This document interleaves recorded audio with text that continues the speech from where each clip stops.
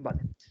Pues mi equipo y yo vamos a presentar los patrones de ramificación, que son aquellos patrones que buscan las mejores estrategias para ramificar el código cuando estemos trabajando en un proyecto, con un proyecto común, con un equipo, y cada uno tenga que trabajar en su propio entorno.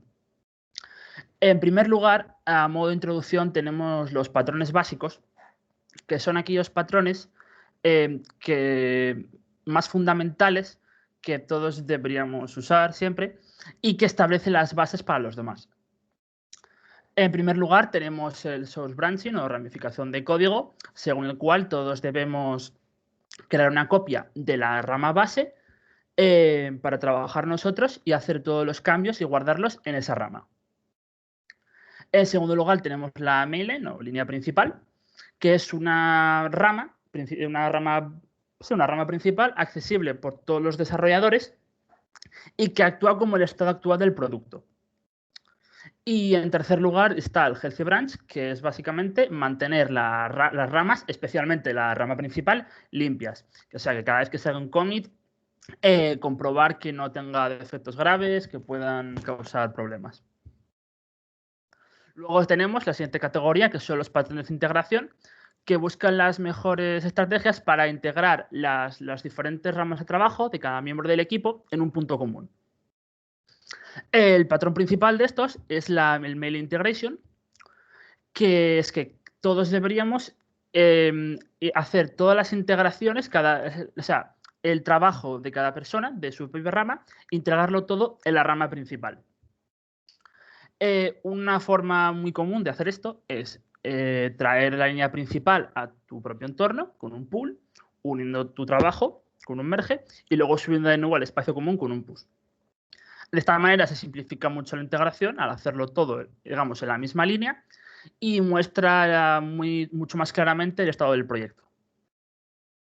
Luego, antes de seguir con el resto de patrones de integración, hay que hacer referencia a un concepto que es la frecuencia de integración, que es la frecuencia a la que se van integrando los commits en la línea principal y el tamaño de estas integraciones. Si tenemos una frecuencia muy baja, con integraciones menos frecuentes, luego van a ser, haremos menos, pero luego van a ser mucho más difíciles, mucho más grandes y también tendrán muchas más posibilidades de tener errores graves.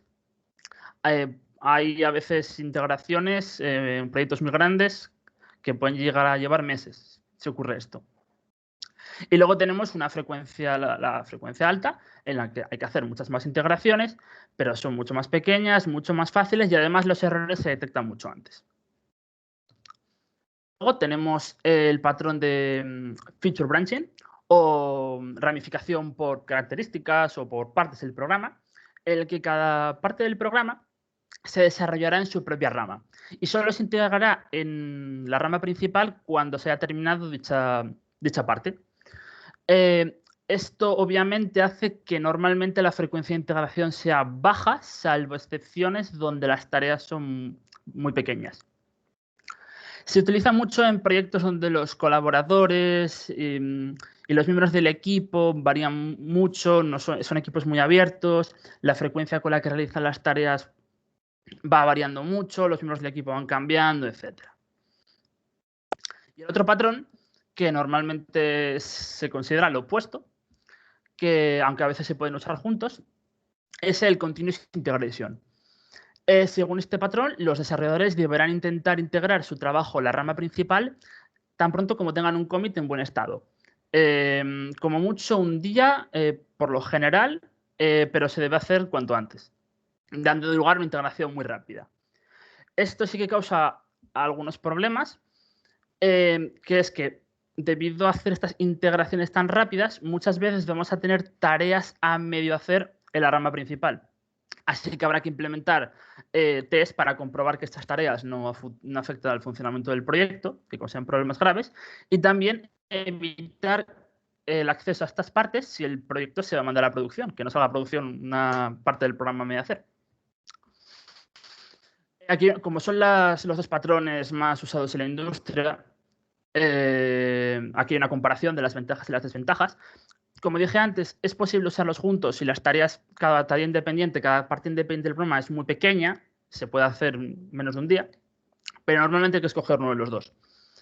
Las ventajas del feature branching es que cada parte del programa concreta pues, se puede evaluar y mirar que esté bien entera, por así decirlo, no hay que ir parte a parte, pequeño a pequeño, y que no van a ser, no va a tener la línea principal partes a medio hacer que causen problemas. Y la principal desventaja es que va a haber muchos menos merges, muchas menos integraciones y van a ser mucho más grandes y complicadas. Y las principales ventajas de la integración continua es que, bueno, al contrario que el feature branching, los merges son mucho más pequeños y mucho más fáciles. Anima a refactorizar el código, ya que si tú quieres mejorar una parte del código, al hacer las integraciones de forma tan frecuente, es mucho más fácil detectar si tú al mejorar o cambiar una parte del código afecta a otras partes y corregirlo rápido. Si no, pues bueno, puede dar miedo intentar hacer cosas de estas. Y reduce mucho el tiempo de encontrar, errores. Y la principal desventaja es eso, que hay que comprobar de manera muy frecuente que las ramas sean saludables, que no haya problemas, etc. Y el último patrón de integración es el Pre-Integration Review, que según el cual todos los commits que vayan a ser integrados en la rama principal deben ser revisados antes de aceptarse. El miembro del equipo que revise los commits deberá buscar y detectar fallos y notificárselo al encargado de dicho commit, el cual hará las correcciones oportunas. Este patrón funciona especialmente bien con el feature branching, ya que es mucho más fácil poder analizar y evaluar una parte completa del programa que una pequeña parte, que una parte que todavía no está hecha o algo muy pequeño.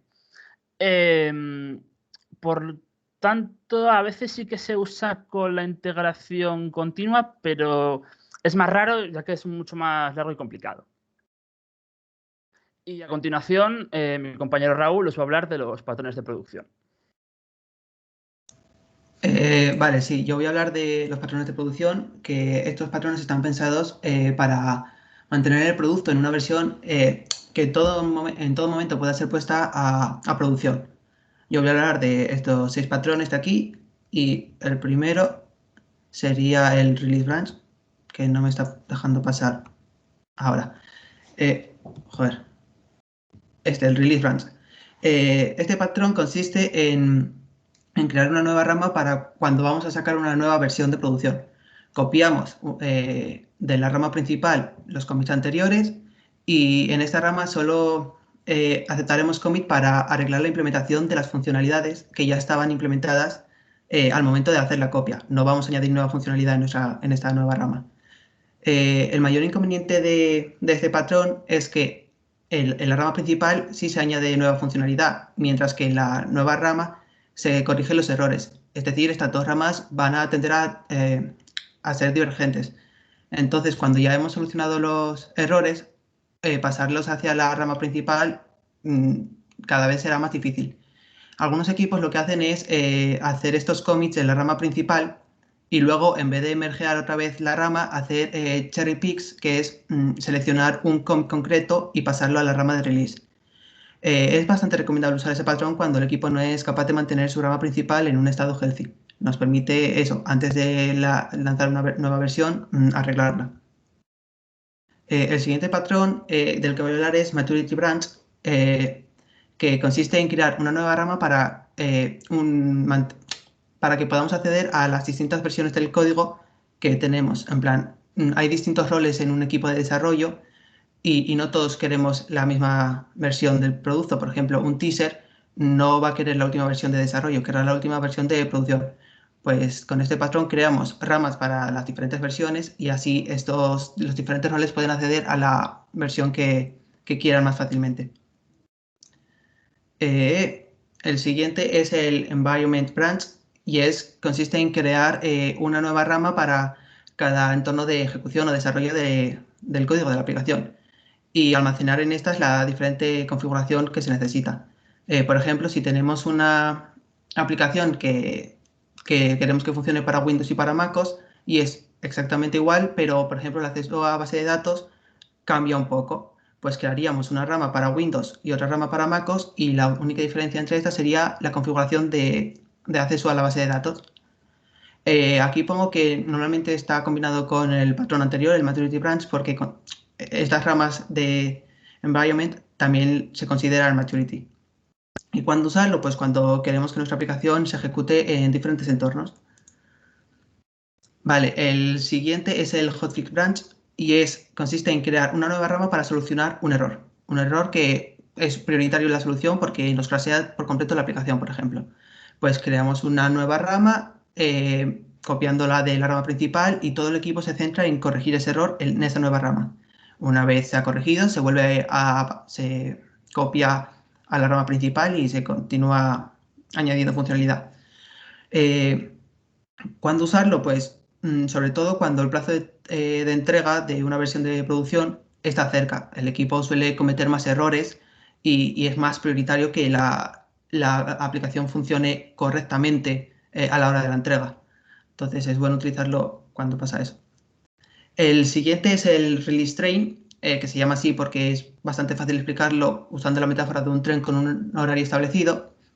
Y consiste en crear una rama para cada entrega de versión de producción, por así decirlo. En plan, imaginaos un tren con un horario que sale el día 1 de cada mes.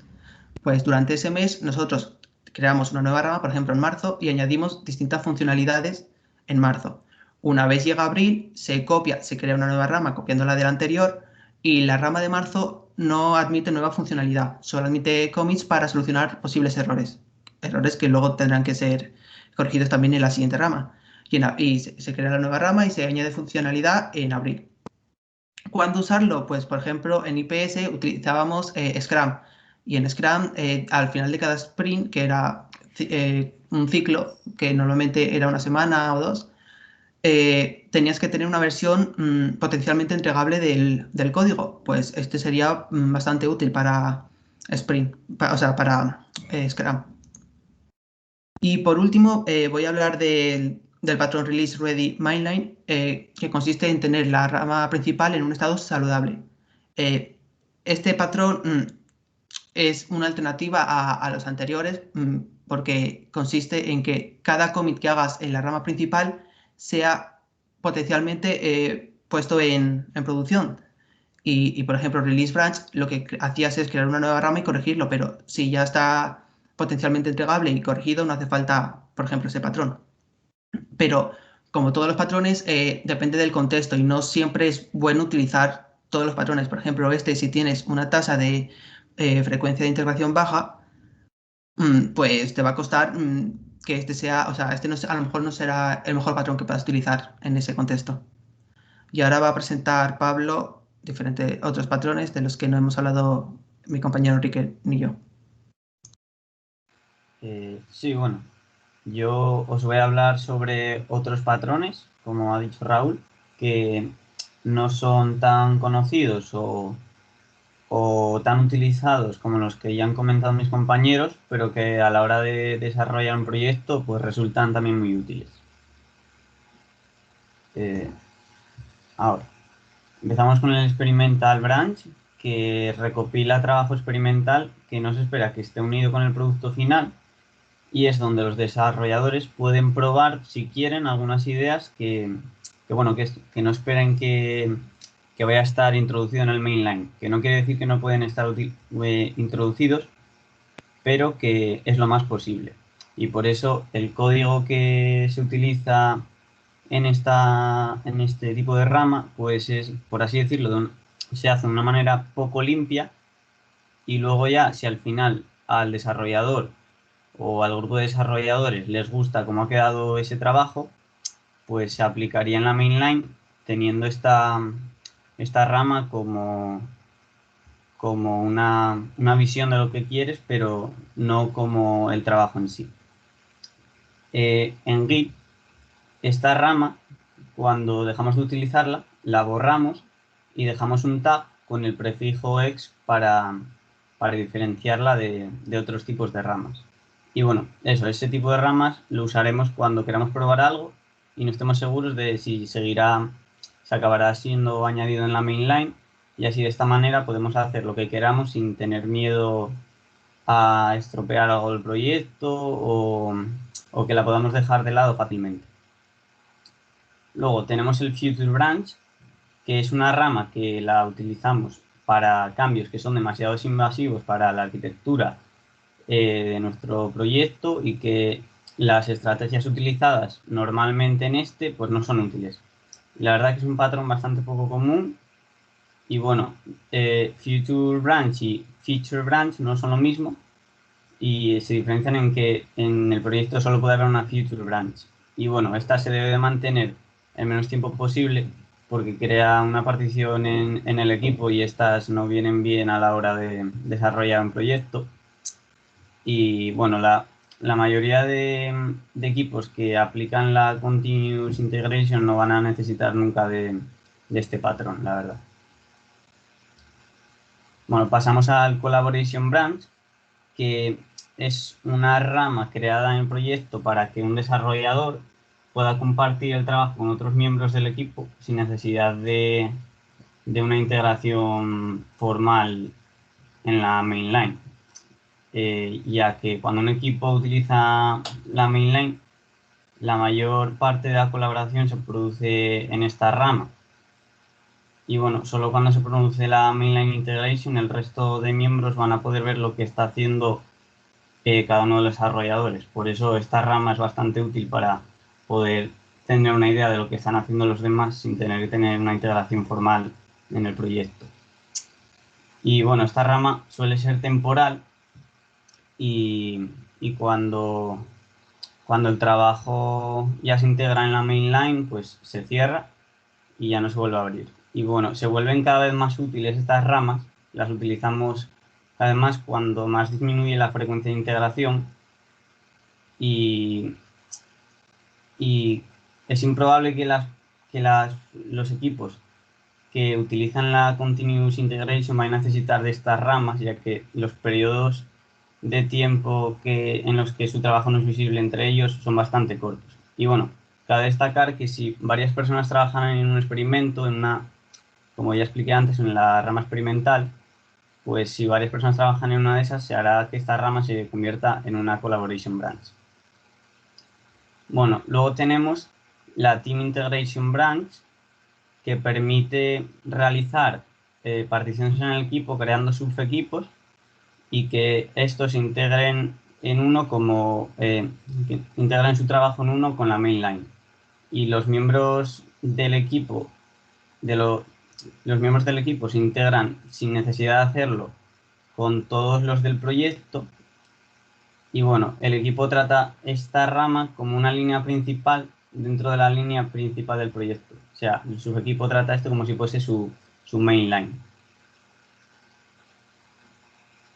Y ahora os voy a hablar sobre las branching policies, que las podemos aplicar al cómo trabajamos dentro de un proyecto los desarrolladores. Comenzamos con Git Flow, que utiliza su mainline llamada develop como un único repositorio de origen. Utiliza la feature branch para coordinar a múltiples desarrolladores y anima a los desarrolladores a utilizar repositorios personales como si fuese una rama de colaboración para así poder coordinarse con otros desarrolladores que trabajan en proyectos similares. Y bueno, la rama principal de Git tradicionalmente era denominada como master, pero esta en el Git Flow es utilizada como una production maturity branch. Y bueno, Git Flow también utiliza una release branch para que el trabajo pase de la rama develop a master, y también cabe destacar que utiliza hotfix organizadas a través de una hotfix branch. Bueno, ahora pasamos a GitHub Flow, que no es lo mismo, no se debe confundir con Git Flow, y la diferencia esencial que hay entre ellos dos es que son un producto distinto, lo que acaba resultando en un contexto y unos patrones diferentes. mientras que Git Flow, que es el anterior, asumió un producto con varias versiones en producción, GitHub Flow tiene como una única versión en producción, pero con una integración con mucha frecuencia. Los problemas de producción se solucionan de la misma manera que las funciones habituales, por lo que no es necesario que se utilicen hotfix branch, y así se promueven también las pull requests, y la eliminación de estas ramas simplifica mucho la estructura de la ramificación del proyecto, ya que ya solo queda la línea principal y unas pocas ramas de características. Y bueno, cabe destacar también que GitHub Flow a su línea principal sí que la llama Master y no como Git Flow, que la llamaba Develop.